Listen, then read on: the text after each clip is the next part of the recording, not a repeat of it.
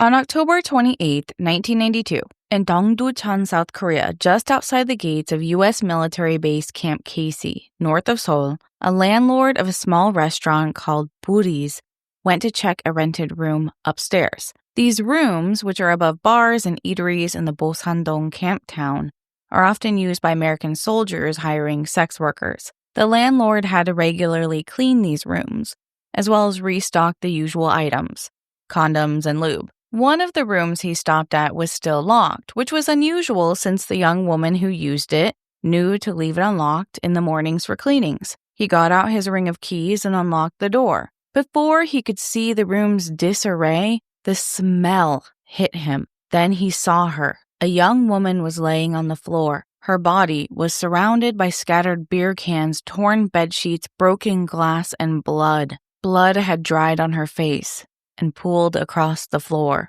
The woman was undressed, covered in her own blood and powdered laundry detergent. This woman wasn't just dead. She had been murdered. She had been subjected to horrific violence. The police began asking around for who the woman's last client was. The answer they discovered revealed this would not be a simple investigation, but the start of a diplomatic crisis. Welcome to Korean True Crime with me, your host, Mimi Mizuko. Thank you to my amazing patrons for making this show possible. You can support Korean True Crime on Patreon today. Link is in our description. Join us on Discord for movie nights featuring films based off of real crimes. If you want to chat with me or other listeners, join us on Discord. If you're interested in new merch for the show, you can also find our new design, Guts Wrath, on my Fourth Wall store, which you can find the link to in our description or on any of my socials. Warning: today's episode contains graphic descriptions of sexual violence and torture.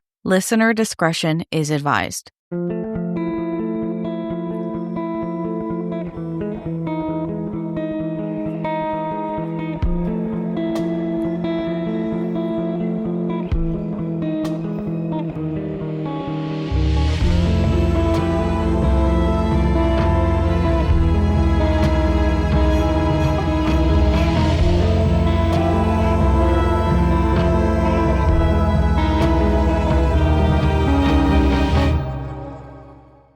Before we get into today's case, we need to unpack the historical context. In the early 1990s, South Korea was still in the midst of a complicated relationship with the United States, which was backed by decades of military presence that goes back to the Korean War. The legal framework that came from this relationship was called SOFA, the Status of Forces Agreement. SOFA was meant to regulate how U.S. military personnel operated on South Korean soil. That was the intention, at least. It covered everything from criminal jurisdiction to environmental responsibility. But in practice, it really just widened the gap between the American soldiers and Korean locals. In most cases, it meant that American GIs accused of crimes could avoid being charged in Korean courts, or they simply would get more lenient treatment. As you can imagine, this led to many situations in which American soldiers got away with heinous acts and crimes, which we'll be talking about today.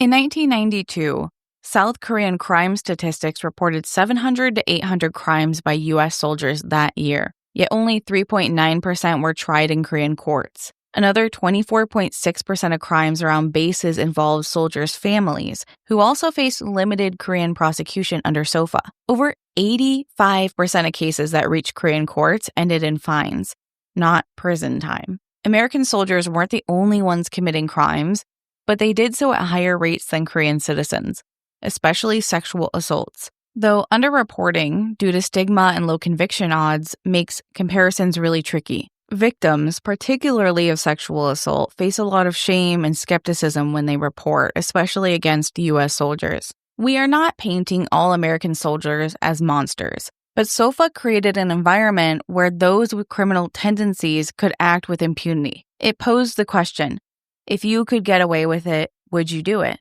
This dynamic was entangled with military prostitution. After Korea's liberation in 1945, U.S. soldiers engaged with a sex industry that was built on Japan's comfort woman system. If you listen to my Comfort Women episode, you might recall that following Korea's liberation, U.S. soldiers were given access to the military sexual enslavement brothels established by the Imperial Japanese Army. So the complicated history of sex work in Korea started long before American soldiers were involved.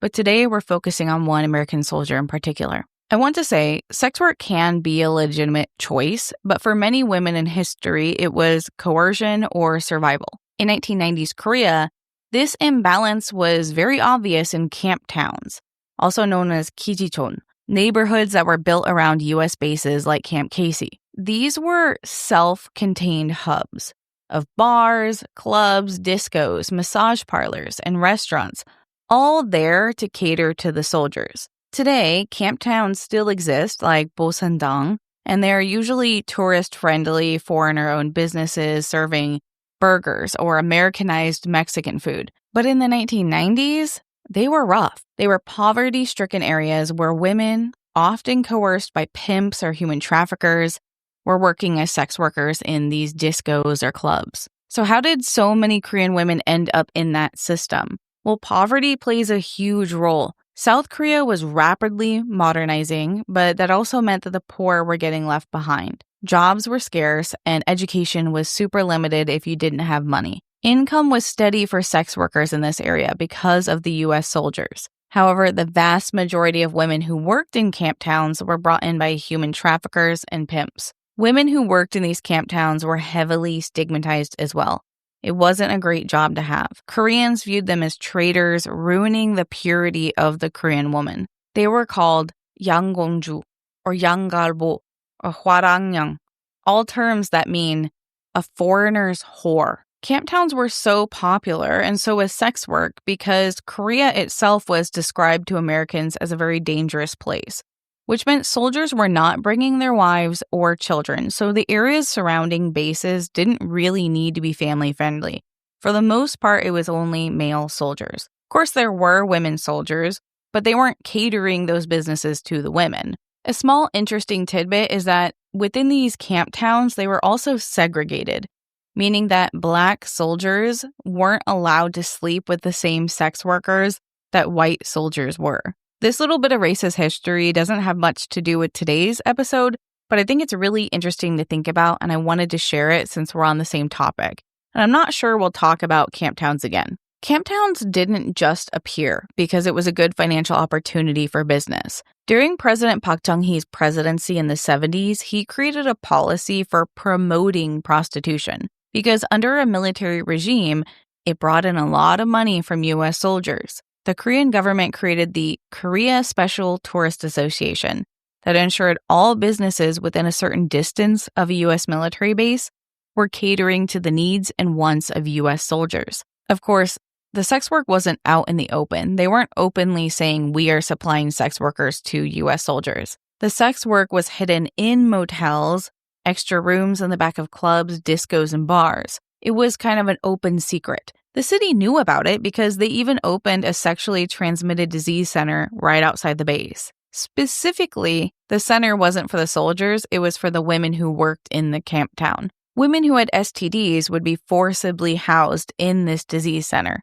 which was essentially a medical detention center. The soldiers often called it the monkey house, which was intended to be derogatory because they often called the women yellow monkeys. The women who worked in this area had to attend mandatory health checkups, and if they were positive for an STI, they would be locked up and given daily doses of penicillin, daily doses that often far exceeded the recommended dose. The medical facility didn't keep detailed records, of course, but there were quite a few reported deaths of women who were treated at this facility because of incorrect dosages of medications or complications from infections. Feminist organizations have attempted to preserve what information they can get from these centers to detail the mistreatment of sex workers during this time. This particular STI treatment center operated until 1996, but the building still remains there as proof of a darker time.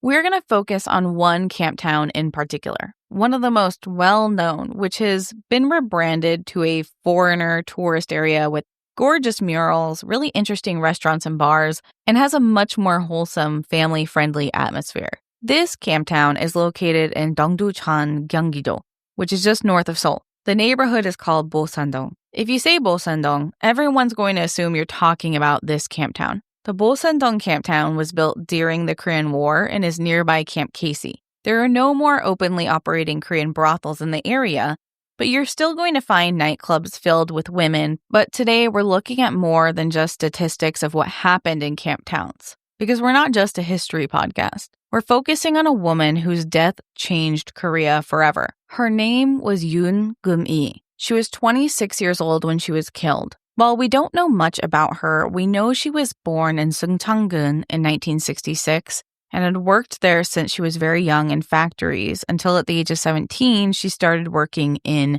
discos or brothels. Yoon Geum-i worked at the Boseondong camp town in Dongducheon outside of Camp Casey, specifically at a bar called Crown Club. Yoon Geum-i's name isn't widely remembered, even in Korea now, but it should be, because what happened to her was unforgivable. Her death led to the curtain being pulled on what was truly happening to sex workers in these camp towns. It was the evening of Tuesday, October 27th, 1992, in Dongducheon camp town outside of Camp Casey, a major U.S. Army base that's been operating since the Korean War. Yoon Geum-i was working inside of Crown Club, one of the many tiny bars known as discos in the area. These bars acted as unofficial brothels. For women like Yoon Geum-i, the work was unstable, stigmatized, and dangerous, but it paid more than most, and that money meant survival. That night, Yoon Geum-i was working, sitting outside of the club, trying to entice a soldier to join her for a drink, and perhaps more. As she sat there, in a bar a few doors down, Kenneth Markle, a 20-year-old medic with the Army's 2nd Infantry Division 1st Regiment, was knocking back drink after drink. He and a buddy had made their rounds through the local bars, and he was pounding at least 5 beers for each club they visited. At the most recent club, at around 10:30 p.m., he'd had 16 beers and 2 gins in his system. Whether he knew his tolerance or not, everyone could see he was past his limit. According to his friends, he had become increasingly intoxicated and belligerent as the night went on. Eventually, he and his friend parted ways, but he wanted to keep the night going, and that is when Yoon Geum-i caught his eye. Shortly before 11:30 p.m., Kenneth Markle entered the Crown Club with Yoon Geum-i on his arm. She had been working in this camp town for years and was quite popular because of her beautiful looks. Kenneth knew this because his friend had a crush on her. Kenneth and Geum-i left the bar shortly after entering after he had a few more drinks,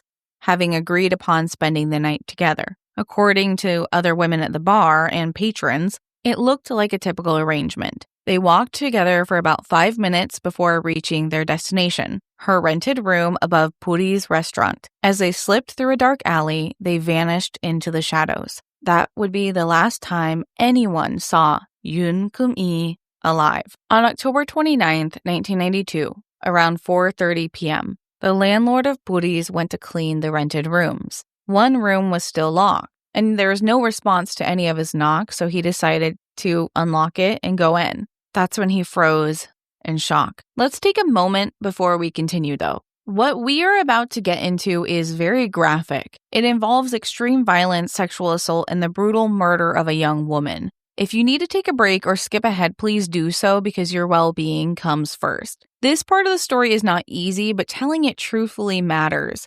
What happened to her was quite gruesome, and I'm going to describe it. Yoon Geum-i's body laid face up on the floor, undressed, in a small room littered with garbage. Blood pooled around her head and genitals. She was covered in blood. A glass Coca-Cola bottle had been forced into her vagina. It ruptured her cervix and caused trauma within the vaginal canal. An umbrella was driven 27 centimeters into her rectum. Burnt matchsticks were placed inside of her mouth. A white, powdered laundry detergent had been dumped all over her body and all over the room, congealing spots of blood into clumps. Her face had been beaten so severely that it was unrecognizable. The medical examiner confirmed she died from head trauma caused by the glass bottle striking her multiple times. The bottle and umbrella insertion happened post-mortem. It was a calculated act of sexual violence and mutilation. The depravity of this crime scene was so shocking to even the most seasoned of investigators, many of whom had been a part of the Korean War. The Korean police launched the investigation immediately, but after speaking to the landlord, they realized there was a problem. Their suspect was clearly an American soldier. The problem was that he was an American soldier. This carried limitation. Under the U.S. Republic of Korea Status of Forces Agreement, SOFA, South Korean authorities could not arrest or detain a U.S. soldier without formal cooperation from the U.S. military. So while Korean officers secured the crime scene and began their preliminary investigation, they had to request cooperation from Camp Casey. In the meantime, they were gathering what evidence they could.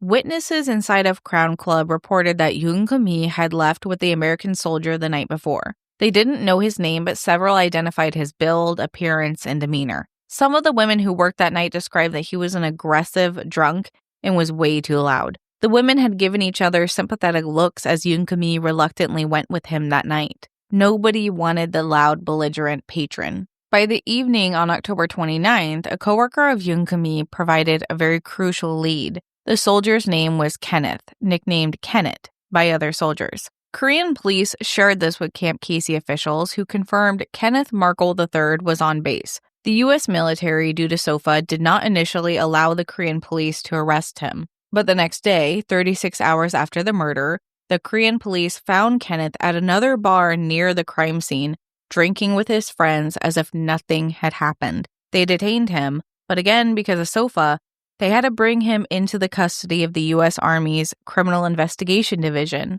or CID. The military did take him into custody due to the evidence the Korean forensics team had collected. The evidence they had collected was very damning for Kenneth. The Korean forensics team had finished processing the evidence they collected. They lifted fingerprints from the Coca-Cola bottle used in the murder, which matched Kenneth Markle's fingerprints. And with the cooperation of the CID agents, they were able to collect Geum-i's blood off of Kenneth's shoes, as well as traces of the same laundry detergent on the clothes he wore the night of the murder. At the crime scene, analyzing the blood spatter, they believed that Geum-i was alive when she was attacked with several blows to the head from the glass bottle. The bottle and umbrella insertions happened post-mortem. The forensic evidence left no doubt at all. Kenneth Markle was their killer. Meanwhile, CID agents interviewed Markle's peers at Camp Casey. He didn't have a lot of friends. Security logs showed he returned to base at around 3 to 4 a.m. on October 29th, acting erratically,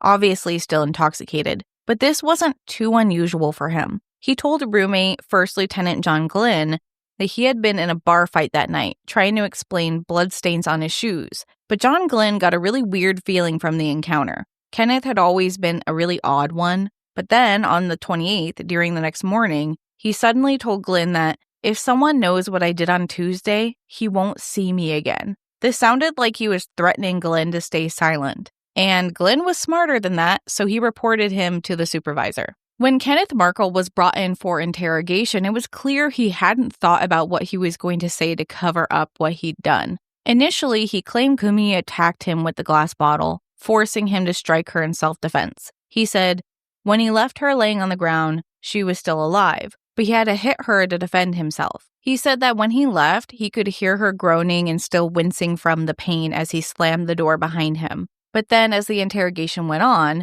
he added new details and changed the story. Then he admitted he stopped to check her pulse because he was a trained medic and she was unconscious, which brought into question whether or not he had heard her groans of pain. Then he changed the story again to say he had difficulty checking her pulse because she had injured him in the attack that he defended himself from. He said he did strike her with the bottle after she attacked him by scratching him with her fingernails. He showed the scratches on his arms, which he did have some scratches on his arms. He told the CID agents, "I'm sorry about what happened. She did not deserve to be killed, but she had an ass whipping coming because of what she did to me." This is when he started implicating his friend of being involved in the murder, the friend he was out drinking with that night. Kenneth accused Jason Lambert, a specialist in the Army, of entering the apartment after he left to have sex with Geum-i next. He said that he saw Jason loitering in the alley waiting for his opportunity and then saw him go up the stairs after he left. He was implying that he left Geum-i alive on the ground and that when Jason saw her, he killed her and mutilated her body. Kenneth continued that Jason had previously told him that Geum-i was his girlfriend and that he knew this so he didn't sleep with her. He had no intention of having sex with her. He was just offering to walk her home because she was drunk. After seeing him leaving his girlfriend's apartment, that's when Jason got mad, went in, and killed her. He started backtracking and said, actually, Jason and I were out drinking together that night. We ran into Geum-i. She asked if we would walk her home, but Jason refused and went off somewhere. Kenneth walked her home, but as he got to her place, Jason was there, waiting outside, drunk and angry. He started a physical altercation with Kenneth. After the fight, Jason left to go somewhere, and Kenneth took Geum-i up to the apartment where she got mad at him for hurting her boyfriend. So she attacked him in her drunkenness. He said he took the bottle off the counter and hit her as hard as he could to make her stop. He said she could swing hard when she was drunk and she was 165 pounds, which was heavier than he was. That's when she fell and he checked her pulse. As he fled, he saw Jason waiting outside again and he yelled up at him, "She's a whore," as he made his way up the stairs cursing. Kenneth called after him that she was drunk and unconscious and he should just leave her alone. But Jason went inside anyways and slammed the door. Kenneth decided not to get involved anymore and made his way back to the barracks a little before 4 a.m. Later, in the trial, he was asked why he believed Jason Lambert had brutalized Geum-i. He answered, "I watched Lambert go to her room after I left. He told his friends he wanted to have sex with her again. I saw pictures of the scene the way authorities found it, and that room was not in the same condition as when I left it. I saw pictures of the victim's body, and it was not how I left her. Lambert knew the exact condition and location of her body, and he was bragging about it to others on base." Kenneth told the judges, "Jason Lambert knows more about this case than he's said. I didn't have sex with her. I didn't intend to. I did not sexually abuse her. I only had tried to help her." He told the court that Geum-i's nickname in the barracks was Psychopath, because when she and Lambert fought, she had to be restrained by multiple people. Later, 2 military policemen would verify this, stating that on multiple occasions they'd had to separate Geum-i and Lambert during arguments they had at the disco, because he was jealous of her talking to other men. They brought Jason Lambert in for questioning. He said he did visit the apartment a few times that night, but he never went inside because the door was still locked, meaning she was with the customer, but he was pissed. He said he heard sounds that he assumed were consensual sex and left before he saw anyone leave. He went back to the base without having visited any other women. He confessed to sleeping with Geum-i a few times previously and did have an attachment to her. He admitted at being upset when she continued to see other clients. The CID agents were inclined to believe his testimony because there was no evidence Jason had entered the room. I mean, no fingerprints, no shoe prints, nothing tying him to the crime at all. Whereas they had plenty on Kenneth. Chief of Polygraphy Special Agent Willie Evans of the CID's 7th Region said that Kenneth cried during questioning and seemed to have really intense emotions physically, but his tears and facial expressions seemed performative because they didn't match what his body was conveying, because he failed the polygraph test. Agent Evans conducted the lie detector test in early November during interrogations while Kenneth Markle was still being held in the U.S. military's confinement facility. The polygraph test was conducted after Kenneth had admitted to knowing that Geum-i was dead when he left the apartment. Specifically, Kenneth told him, "I'm a trained medic. I checked her pulse. She was dead." Evans asked him what he did after he realized that she was dead, and he said that he cried, sat in the corner of the room for a long time, and then left. During the polygraph, Agent Evans asked 4 very specific questions relative to the crime. First, did you spread laundry detergent over the body? Second, did you insert or place a Coke bottle in her vagina? Third, did you place an umbrella in her anus? Fourth, did you have sexual relations with her? He answered them multiple times in different ways between various other less pointed questions. Each time he said no. Special Agent Evans had more than 800 polygraph interviews under his belt. He was an expert at telling if someone was lying. The polygraph was even reviewed by CID officials in America who agreed with this evaluation. Kenneth Markle was lying. At the end of the polygraph test, he had to sign the conclusive data of that test, to which he agreed to the result. Agent Evans explained it to him. But when he spoke to reporters, he claimed that the test was written in Korean. I couldn't understand it. He said, "I couldn't read it, and I have no idea what it said," which wasn't true. The entire interrogation and polygraph test were conducted in English by English-speaking USCID agent Willie Evans. By November, the evidence was overwhelming. They had forensic DNA evidence, witness accounts, and Kenneth's own admission. On November 2nd, 1992, the case took a historic turn. Under the 1991 SOFA revision, which allowed Korean court to try U.S. soldiers for major crimes, the prosecution was able to indict Kenneth Markle III for murder and torture. He would still remain in U.S. custody, though, at Camp Humphreys, a point of contention that would spark large protests when the Korean media got wind of it. But before we jump into the trial, we really need to know who Kenneth Markle III was. Who was this 20-year-old stationed at Camp Casey who committed such a heinous crime? Kenneth Lee Markle III was born in 1972 in Germany, where his parents were stationed as part of the U.S. military. Growing up in a military family, Kenneth's early years were shaped by moving around a lot because of Army life. He moved between bases and always was adapting to new environments. His parents eventually settled in Kaiser, West Virginia, which is a very small working-class town in the Potomac Highlands. Kaiser was where Kenneth spent a lot of his childhood and teenage years. He attended Kaiser High School and graduated 2 years prior at the age of 18 in 1990. By all accounts, he was average. He didn't really stand out academically or athletically. Classmates said he was pretty unremarkable. No one really had much to say about him. People that were closer to him would say he was really impulsive outside of school. He had this temper that would come out when he was stressed. This led to him losing a majority of his close friendships. After high school, he decided to follow his family's legacy of military service, so he enlisted in the U.S. Army. This wasn't surprising at all. By 1991, he was 19, trained as a medic assigned to the 2nd Infantry Division, which is a unit tasked with defending South Korea's border against potential North Korean aggression. That is when Kenneth was stationed at Camp Casey, just 11 miles from the demilitarized zone. At Camp Casey, he continued to be unremarkable. His performance was noted as far from exemplary. Other soldiers steered clear from him because he was known as a troublemaker. He was known as a thief and earned the nickname Barrack Shoes because he would steal things from other people's lockers. He would just steal small things and hide them in his shoes. His personnel records showed disciplinary issues like being reprimanded for fighting with his supervising officer, mouthing off during drills, and generally just having issues with authority, which does not make a good soldier. A month before the murder, Kenneth had a public meltdown.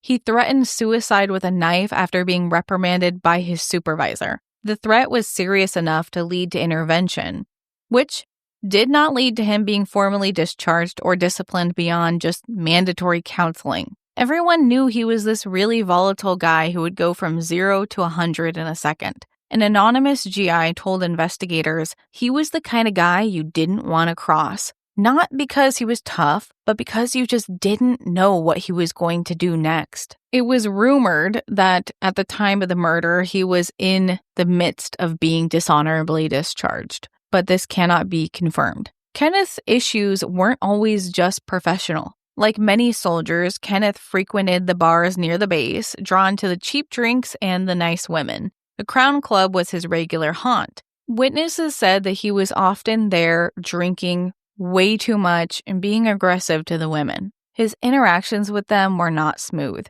because they thought he was really pushy and arrogant, but not unusually so compared to the other young soldiers. By October 1992, the month of the murder, he was a medic by day, causing trouble at the base, then drinking heavily at night, causing even more trouble at the bars. He wasn't a master criminal or a hardened predator. He was just this volatile mix of impulsivity, resentment, and intoxication. When Kenneth was being held in custody at Camp Humphreys, the prosecution had built a pretty ironclad case. They had his DNA at the crime scene, on the murder weapon, he had confessed to being there, and confessed that he knew she died from his attack. The only thing in question, really, was that he was denying that he had anything to do with what happened to her post-mortem. On November 2nd, 1992, just 6 days since the night of the murder, South Korean prosecutors indicted Kenneth Lee Markle III for murder and torture.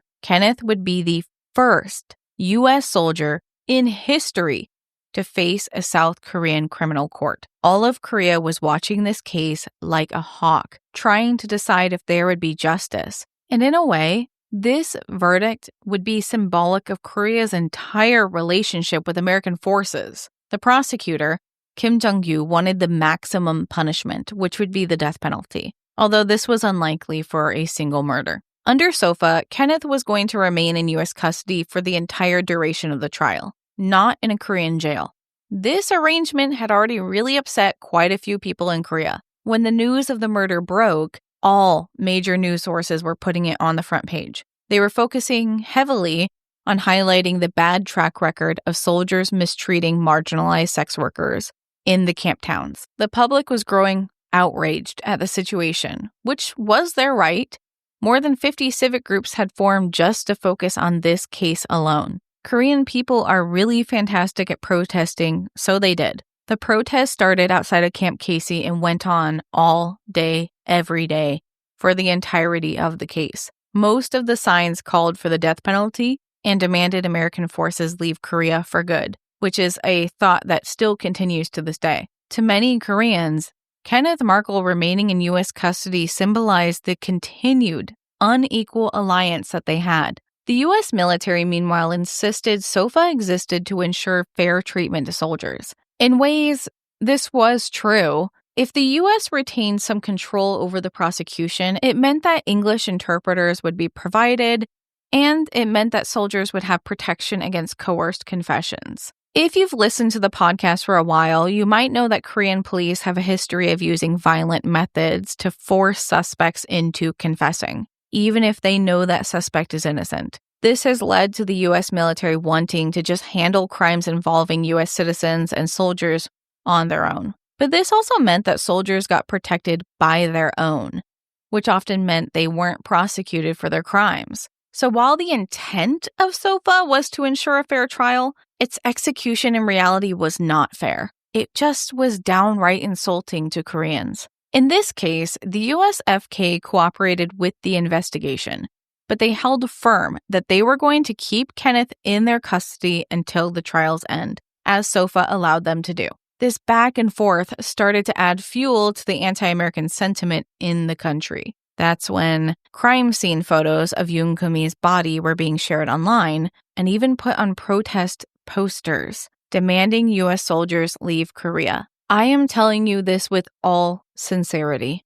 Do not search for this case on Korean search engines. Geum-i's crime scene photos are being shared on a lot of sites uncensored. I've encountered them multiple times in my research, and honestly, I had to step away more than a few times just to cry because it's so horrific. While crime scene photos can give us insight, sharing or seeking them out can be extremely disrespectful to the victim's dignity and grief of their loved ones. I urge you, please honor victims by refraining from searching for graphic images in this case and any case. We should focus instead on understanding the case through facts, human impact, and learning from the cases. And I can honestly tell you, there is nothing you will get from looking at these crime scene photos that you won't from just listening to the facts. In 2003, even, a Korean middle school teacher showed her 7th graders the crime scene photo of Geum-i in a lesson about the U.S. military role in Korea.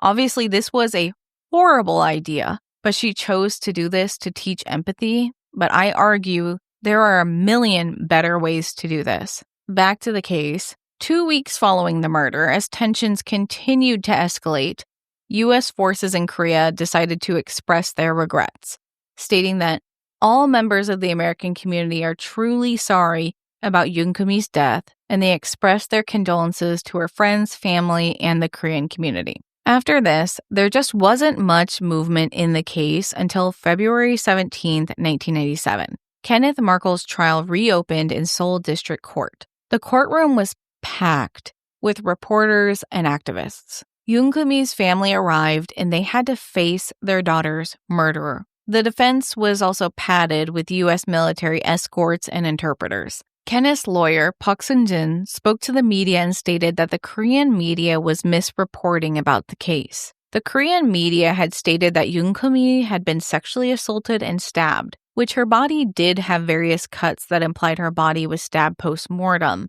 His lawyer announced that they were denying any confession made to the murder and that they were only admitting to striking Geum-i in self-defense. Standing beside his lawyer were his parents, who had come to the trial all the way from Kaiser, West Virginia. They were put up in the Dragon Hill Lodge, which is a luxury resort only for U.S. Armed Forces and their families, all paid for by the U.S. Army. Some believed that this might be since Kenneth's father, Kenneth Jr., was a retired serviceman who stated that he believed his son was being ignored by the U.S. government. The Markle family admitted that they knew their son had done wrong, but they said that their son wasn't a killer. This must have been a mistake. They tried writing to President Bill Clinton for help, but heard nothing back. The prosecutors laid out the case.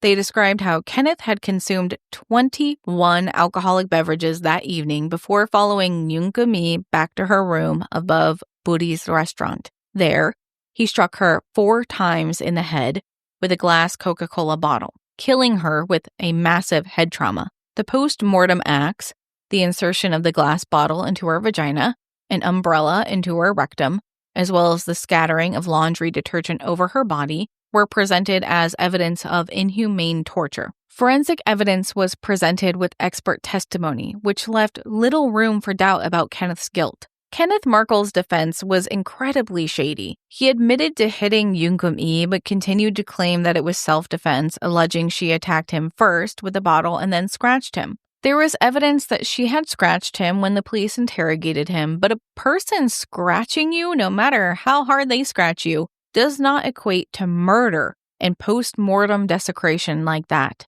Kenneth insisted that when he left, she was still alive. But CID agent Willie Evans testified about everything that was said to him during the polygraph test. Kenneth had confessed he knew she was dead when he left. He even checked her pulse to admit it, and he was a military medic. They brought forth the evidence of the polygraph test, which showed that he had signs of deception when questioned about the sexual encounters, the mutilation, the murder, and the detergent. The prosecution then questioned him about specialist Jason Lambert, the friend who he allegedly fought with that evening. There wasn't enough evidence to implicate Lambert's involvement in the case, and they didn't care if Lambert and Kenneth had fought that night if he had no involvement with Geum-i's death. It isn't proven in the case, but it is clarified that Jason Lambert did in fact argue with Kenneth that evening about sleeping with Geum-i. He had feelings for her and he was jealous when she was with other clients, especially if that was his friend. But specialist Jason Lambert had an alibi that showed he argued with Kenneth Markle outside of Buri's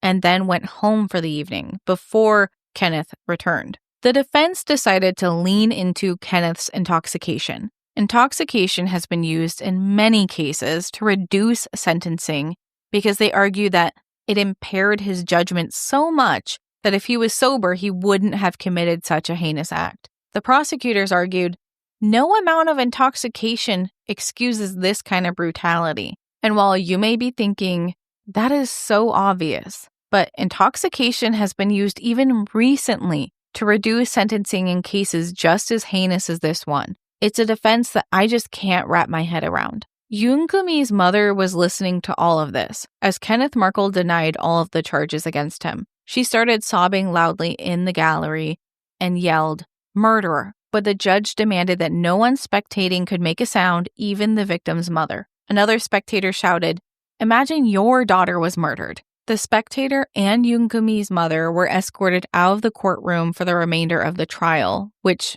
was led by a lot of protest from the spectators. Outside of the courtroom, you could also hear the chanting of over 100 college students protesting, screaming, "Yankee go home," or "Kill Markle." Even with the courtroom doors closed, you could hear them chanting. The verdict and sentencing would happen a month later on April 14th, 1993. 2 months of hearings had happened now, and Judge Byun Dong-gur delivered the verdict. Kenneth E. Markle III was found guilty of murder and torture. The sentence, life imprisonment. Judge Byung-dong-gul declared, "The cruel and inhumane nature of the crime warrants severe punishment." His words were met with some murmurs of approval from the spectators. For many, this was a victory, not just for Geum-i, but for South Korea's right to hold U.S. soldiers accountable. Kenneth Markle's parents were devastated, later telling U.S. media that they believed this trial was biased and swayed by anti-American fervor.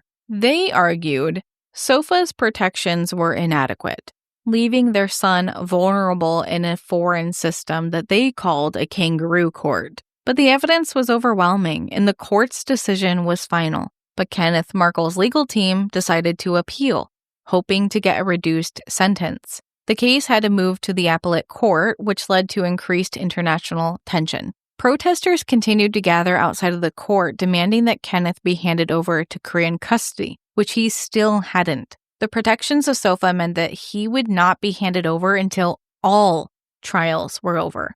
That included appeals. The U.S. military's retention of Kenneth started to bring up concerns over protecting a murderer. Korea saw it as a slap in the face of justice. On December 16, 1993, over a year since the murder, Kenneth was still in U.S. custody. The appellate court finally issued its ruling. They upheld the guilty verdict, but decided to reduce his sentence to 15 years in prison. This decision came after the U.S. military agreed to pay Geum-i's family about $90,000 US in compensation, which this is fairly common practice in South Korea to pay the victim or victim's family to mitigate a sentence. The payment, which had been negotiated for quite a long time, was an attempt to ease tensions, but honestly, it was blood money. This cheapened Geum-i's death and put a price tag on murder. Her family was living in the poorest part of Korea, and they accepted the money, but only because 15 years in prison is still a long time. And there were rumors that she wasn't even talking to her family because they had sold her into sex trafficking at the age of 11. I can't really imagine the pressure they were under to accept the money to mitigate the sentence if they did care about her. A USFK spokesperson stated that the money didn't constitute an admission of guilt, but payments are pretty commonplace following crimes involving the military. The victim's family's lawyer actually petitioned for a total of over $500,000 US, but this didn't happen. The sentence reduction then led to varied reactions from activists. Some said 15 years was too lenient and that the death penalty was the only thing he deserved. Others agreed that compromise was what was needed and that Geum-i's family were ultimately the ones who could make the decision. Despite the reduced sentence, Kenneth's legal team decided to appeal again to the Supreme Court. This decision was faster. By April 28, 1994, the Supreme Court upheld the 15-year sentence, which finalized the case. This ruling was huge for South Korea. This was the first time SOFA protections had been challenged. On May 17, 1994, Kenneth Markle was transferred out of U.S. custody to Cheonan prison. This is the first time he stepped into a prison cell, because the U.S. detention center was no worse than a dormitory. Kenneth Markle, now 22 years old, is entering Cheonan prison, a facility known for housing foreigners and having English-speaking officers, as well as staff fluent in any necessary language. Some people are upset that, despite being incarcerated, Kenneth might still receive preferential treatment. U.S. military personnel in Korean prisons often get regular food deliveries from American bases and sometimes even enjoy amenities like books and magazines that others don't. While I'm not sure if this practice continues today, it has been seen as disrespectful to Korea during this time. Actually, considering how American prisoners are treated in America, this really reflected poorly on the U.S. Army. Although Kenneth's time in Cheonan prison wasn't peachy, he wasn't exactly a model soldier, so he wasn't going to be a model prisoner. In 1995, he was involved in a disturbance over male privileges. He and another prisoner, Richard Duff, got upset after letters they received were open and read, which is pretty commonplace in prisons. They scan your mail. But these two grew upset and started throwing things, allegedly breaking a glass window. The details on this are a bit scarce, but it led to him being fined 2 million won, or about $2,000, and he was held in solitary confinement for 57 days. Solitary confinement is different in Korea. because he was still allowed entertainment and yard time. His parents told Stars and Stripes reporters that in solitary, he was shackled to the wall with only enough movement to eat. Now, I don't really know about that because dokbang, or solitary confinement, typically can't even be given for longer than 30 or 45 days in Korea. So it's interesting that he was given 57 days. This only happens if solitary confinement has to be extended for bad behavior. This outburst he had in prison was the same he was doing as a soldier. He was impulsive, defiant, and quick to escalate. I'm sure that this was not the only incident they had. Beyond this, not much is known about his time in prison. He had no reported visitors, didn't really write to anyone except his parents. Kenneth served 13 and a half years of his 15-year sentence, and on August 14, 2006, a Korean parole board granted him his release. The parole board determined that he was unlikely to reoffend. This was a decision that was wrong. This decision was also made quietly without any headlines because they did not want to reignite attention to the case and bring back anti-American protests. The very next day, he was on a flight to America back to Kaiser, West Virginia. He was free at 34 years old. Back in Kaiser, which at the time was a very small town of like 5,000 people, he wasn't a soldier anymore. He wasn't returning from duty. He was a convicted murderer. And because he had nothing to return to, he stayed with his parents, Kenneth Markle Jr. and Helen Markle. He found work as a project manager at a cellular communications store and put his past behind him. While I know he did serve his time, it feels disgusting to say that he continued on with his life as if he hadn't brutalized that young woman and taken her future away from her. To people who met him during his life back in America, he continued to insist he was innocent. He always promised anyone that if they just read the court transcripts, they would know he was innocent. Well, you've heard what was said during the trial. What do you think? But to those who met him, he would always say, "I'll send you the transcript," but he never would. When the blog ROK Drop wrote about his crimes in 2010, ex-girlfriends, friends, current girlfriends, acquaintances, everyone came out of the woodwork to speak about him. A woman named Cindy Williams wrote that she met him while stationed in Texas in 1992 during his training. She was 26 and he was 18. She kind of took on a mentor role for him. She met his parents and continued to be close to the Markle family for years. She wrote that she and his family never once thought he was guilty of the crimes he was convicted of. While Kenneth was incarcerated in Cheonan prison, someone had snuck him in a secret phone, which he was using to talk to his friends and family. Keep in mind, the only one visiting him in prison was the U.S. military to deliver food. After returning to America, he met and dated a few different women. Apparently, his family greatly disapproved of a girlfriend named Alicia. Then he started dating a woman named Victoria Miller in 2008, 2 years after his release from prison. Victoria and Kenneth were quite active online too, arguing against people posting about the case. Despite the 2010s era fighting in the comments section name-calling, Kenneth stated that the DNA found at the crime scene belonged to someone with A-negative blood. He also noted that semen was found in Yoon Kumi-'s mouth during the autopsy that didn't match his DNA. He claimed to be O-negative, but it's important to note that the prosecution presented the evidence in the trial, which showed he was a DNA match for the blood samples at the crime scene.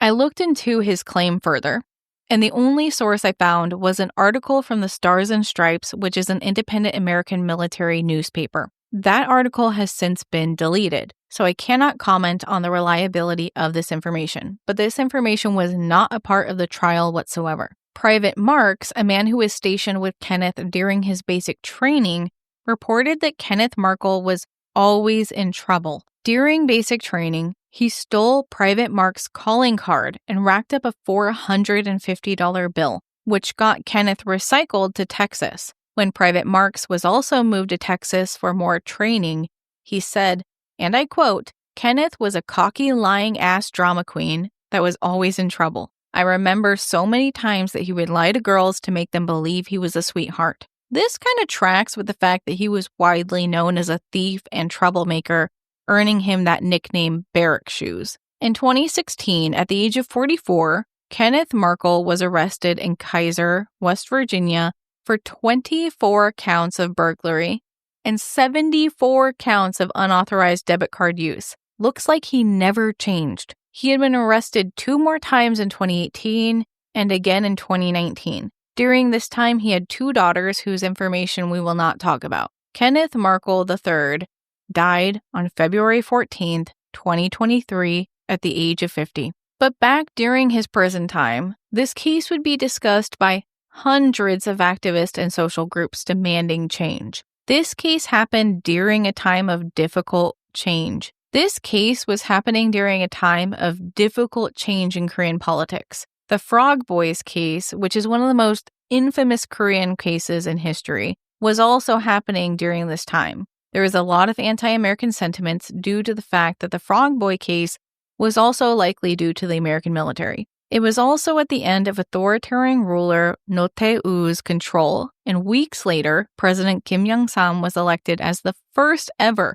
democratically elected president. As South Korea entered into a democratic era, there were huge shifts in political power in the country. Korean citizens were celebrating their new president, but also, Korean people have always been known to fight against injustice. They were prepared to protest outside of Camp Casey the entire trial that lasted a year. This wasn't just about the death of Geum-i, it was about the death of so many Korean women at the hands of American soldiers. This is when Geum-i's crime scene photo was being shared and used on posters. To me, that feels disrespectful, but I understand they were using her as a symbol. This wasn't a systematic killing of women, but it was something that had been looked over far too many times. More cases would come to be known of American soldiers killing people in Korea. I preface this by stating that many Korean people have used the actions of bad actors to fuel xenophobia towards Americans, which happens following horrific events in many countries. Think about 9/11.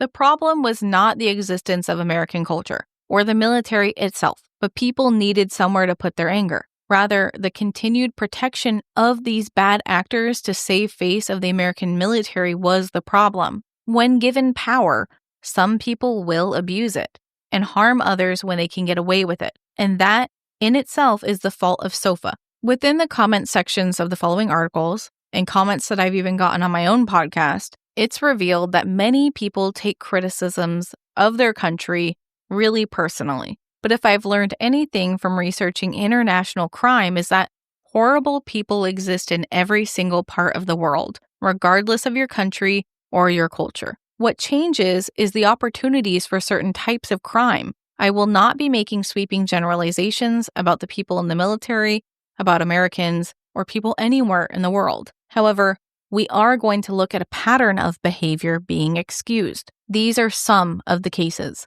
In 1993, Private John Roger Saloy assaulted and sexually assaulted 53-year-old Kim Mi-sun after visiting her bar. He beat her using a can of Paris Green until she was unconscious. She was transported to a hospital, where she was left with severe brain injuries causing lifelong disability. He was sentenced to 10 years in prison until the sentence was reduced a year later. John Roger Saloy served his time in Cheonan prison at the same time as Kenneth Markle. He was released just a year after being pardoned. In 1993, U.S. military personnel Richard Duff and Brian Ham got into a taxi being driven by Han Chan-yeol, a 32-year-old Korean man. Richard stabbed the driver in the neck with a knife before jumping out of the car and running away. Mr. Han was able to get to the hospital and survive the injury but lost 70% function in his body due to the knife striking his 4th cervical vertebra. Richard Duff was sentenced to 5 years in prison, and accomplice Brian Ham was sentenced to 3.5 years. He served this time at Cheonan prison and was involved in the mailroom incident with Richard Markle. The U.S. military said they couldn't trust the prosecution's disability diagnosis and decided that they would only pay 1/3 of what the Korean government asked for in compensation for the victim, because he would never work again. In 1994, Private William Lee was driving a military vehicle speeding about 15 miles per hour over the speed limit. He struck a woman, Lee Eun-kyung, while she walked across the crosswalk. He fled the scene, but a taxi driver who witnessed the incident followed him and was able to identify the soldier to the police. Lee Eun-kyung suffered a broken ankle, broken leg, and head injury. Private William Lee was returned to America and did not face any punishment. In 1995, taxi driver Yu Young-sik was driving two American soldiers. Private Frangeiser sat in the front seat, and when the driver dropped them off, he tried to calculate the total in American dollars, but struggled to divvy out the foreign coins. When he was $2 short and change, Private Frangeiser punched him in the face, fracturing his right eye socket. Private Frangeiser was not punished in any way for the assault. In 1996, Private Eric Munich stabbed and nearly decapitated 44-year-old Lee Ki-sun near Camp Casey, the same base Kenneth was at. Then in April 1997, 17-year-old American Arthur Patterson murdered Cho Jun-pil in a bathroom at a Burger King, which is a case I think we'll probably cover in the future. In 2000, Corporal Christopher McCarthy strangled 23-year-old Kim Sun-hee to death. Then in 2010, a U.S. soldier broke into a home and sexually assaulted the high school girl inside. Less than 4% of crimes committed by U.S. soldiers in Korea are actually handled by the Korean justice system. I wish these were all of the cases, but these are only a few of the many cases we know about. There are probably twice as many that we don't know about. All of these incidences continued to show that SOFA wasn't just protecting U.S. soldiers and civilians' rights in Korea, it was creating an environment in which bad people in the military could get away with literal murder. Legal scholar James Feinerman called the U.S.'s handling of cases incompetent, with strategic consequences that are still faced today. Geum-i's death was cited as a tipping point that led to the 2001 SOFA revisions, which allowed pre-indictment custody for serious crimes like murder. By 2011, when Private Kevin Flippen raped and tortured a 17-year-old Korean girl, the U.S. immediately apologized, which led to a slight improvement in Korean views of the U.S., because they were formally condemning his actions rather than trying to defend him like they had with Kenneth Markle. But beyond all of this, Geum-i didn't deserve to be martyred for her nation. She deserved to have a full life free from violence. Something had to be the starting point of exposing the exploitation in camp towns, of course. But Geum-i was not just a victim. She wasn't just a statistic. Her life was cut short in a senseless act that doesn't define who she was. She mattered not because of how she died, but because she was a real, complex person. She deserved to have a good life, with safety, love, opportunity, and happiness. And that's how everyone in all of our cases should be remembered. These victims were people who deserved better, and they should remind you and me and everyone that we need to do better. Thank you for joining me on Korean True Crime. If you enjoyed today's episode, please share it or leave a review. Check the description for a link to our Discord, Patreon, and find the new merch. Find my sources on Patreon for free. Thank you to my patrons for making this show possible. 다음에 또 봐요. See you next time.